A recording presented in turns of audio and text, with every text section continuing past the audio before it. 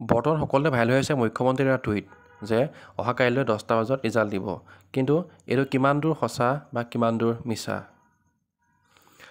যদি আমি এই সম্পৰ্কত চাবলৈ যাওঁ তেনেহ'লে মুখ্যমন্ত্ৰীৰ টুইটাৰ একাউণ্ট বা ৰনোজ পেগুৰ টুইটাৰ একাউণ্ট চেক কৰিলে আমি এনেধৰণৰ কোনো পোষ্ট দেখা পোৱা নাযাওঁ। গতিকে ইয়াৰ পৰা ক'ব পাৰি যে এই টুইটটো আচলতে এটা ভুৱা টুইট, আচলতে কোনোবাই এডিট কৰি এইটো বনাইছে, ভাইৰেল কৰিবলৈ চেষ্টা কৰিছে। গতিকে এইটো এটা সম্পূৰ্ণ মিছা তথ্য।